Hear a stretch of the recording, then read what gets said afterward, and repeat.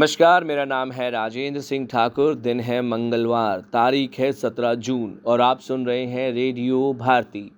सबसे पहले हेडलाइंस। सरकार ने देश के अलग अलग भागों में 2000 ड्राइविंग प्रशिक्षण स्कूल खोलने का निर्णय लिया। प्रधानमंत्री नरेंद्र मोदी आज कनाडा में G7 शिखर बैठक में शामिल होंगे। इजरायल हमले की चपेट में आई ईरान की राष्ट्रीय प्रसारण एजेंसी IRIB। पुतिन और शी जिनपिंग बनेंगे शांति दूत। इजराइल ईरान जंग रुकवाने का दिया ऑफर।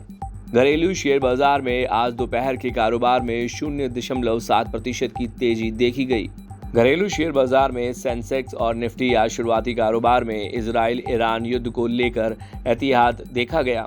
युवा टीम इंडिया को हल्के में नहीं ले रहा इंग्लैंड। हर चुनौती के लिए तैयार है रॉब की टीम। 2025 के पुरुष युगल के फाइनल में पहुंचे मानव ठक्कर और मानुष शाह। अब खबरें विस्तार से।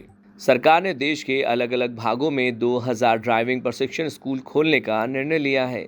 नई दिल्ली में एक कार्यक्रम में केंद्रीय सड़क परिवहन और राजमार्ग मंत्री नितिन गडकरी ने कहा कि ये प्रशिक्षण स्कूल देश के पिछड़े और जनजातीय क्षेत्रों में खोले जाएंगे और इससे युवाओं के लिए रोजगार के अवसर उपलब्ध होंगे।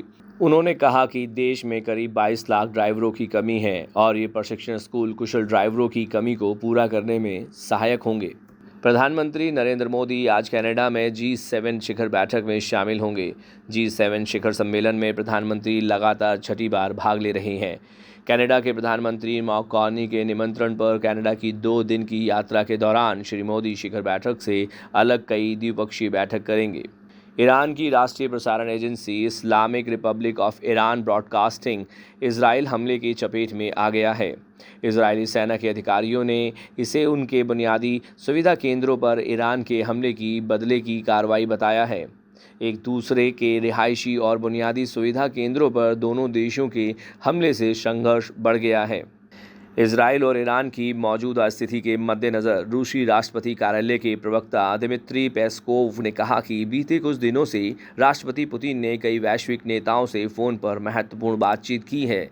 उन्होंने इजराइल के प्रधानमंत्री बेंजामिन नेतन्याहू से लेकर ईरान के राष्ट्रपति मसूद और अमेरिकी राष्ट्रपति डोनाल्ड ट्रंप से फ़ोन पर बात की है।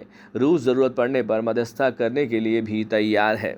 घरेलू शेयर बाजार में आज दोपहर के कारोबार में 0.7% की तेजी देखी गई।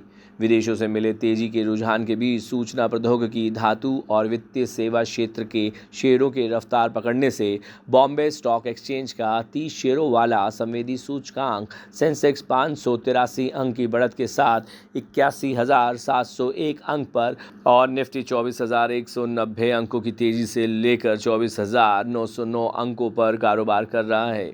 घरेलू शेयर बाजार में सेंसेक्स और निफ्टी आज शुरुआती कारोबार में इजराइल ईरान युद्ध को लेकर एहतियात देखा गया। निफ्टी 24,732 अंकों पर खुला। सेंसेक्स में भी यही रुझान आ रहा है और वह 81,034 अंकों पर खुला।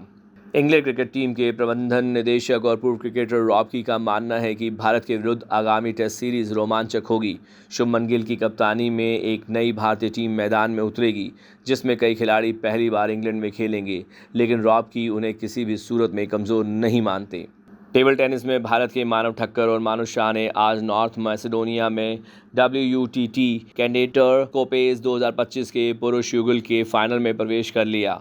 सेमीफाइनल में उन्होंने स्लोवेनियाई जोड़ी जॉर्गिक और कॉजेल को 3-1 से हराया। अब हम लेते हैं आपसे विदा इस वादे के साथ कि आप बने रहेंगे रेडियो भारती के साथ। धन्यवाद।